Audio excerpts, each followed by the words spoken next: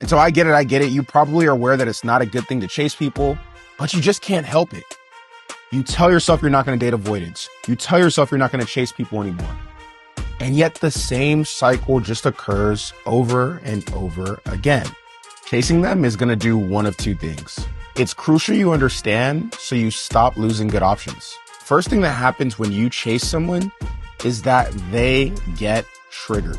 See, if I had to guess, the fact that you're chasing other people probably shows that you have an anxious attachment. Typically, these are people who would consider themselves lover boys or lover girls. They're hard on their sleeves, secretly feel alone even in large groups, and feel like no matter what they do, they're just not good enough. You're typically the person going above and beyond in your relationships, and ultimately you just feel like it's never reciprocated. And you just always find yourself in situations where you're chasing someone and trying to make them love you.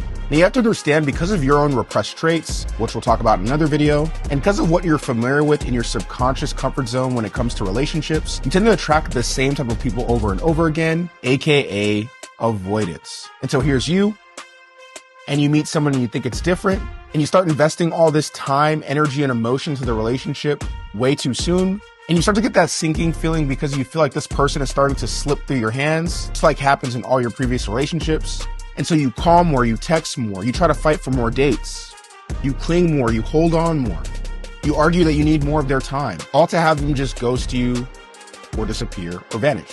And so when you chase, you need to understand that a lot of times it's triggering the people that you're attracting, specifically avoidance, because internally avoidant people really have a high major need for space and also have a deep fear of being trapped. And so when you cling, when you push, not only do they feel like you're restricting their space, taking away something from them that's a major need, but they also feel like you're then taking away their freedom by needing an excessive amount of connection. By all means, connection's not bad, just like wanting space is not bad. But it's just when it's done in excessive amounts that causes friction and tension in a relationship. And the crazy part is that when you get triggered and you chase them more and they get triggered and run, that just triggers you to criticize more, argue more, lash out more, get more emotional, which actually triggers the avoidant more because they deeply hate conflict. The second thing that happens when you chase people is that they take you for granted.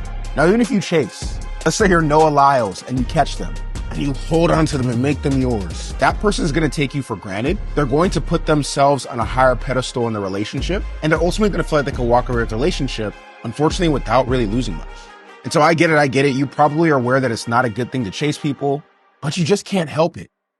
You tell yourself you're not going to date avoidance. You tell yourself you're not going to chase people anymore. And yet the same cycle just occurs over and over again.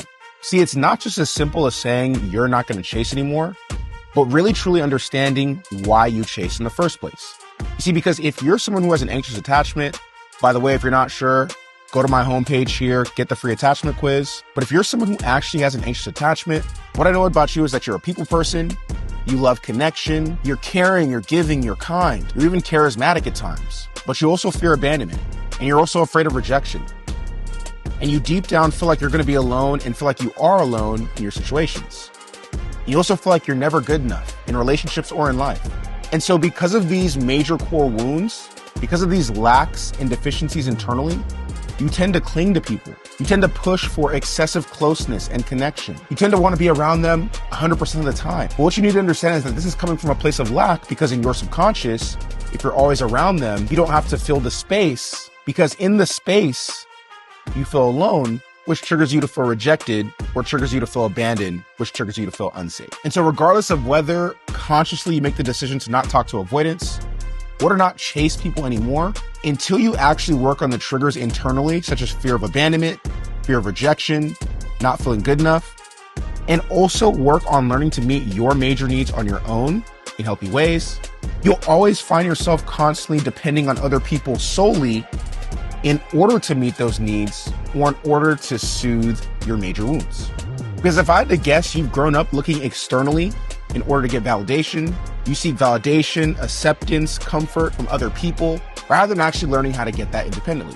But when you're able to actually meet your major needs in healthy ways on your own, and you're able to uproot these limiting beliefs and core wounds that have really been dictating your behaviors in dating, you then find yourself in a place where you're no longer chasing. You're no longer running after them. And when you stop running, they stop running. But then it gets better.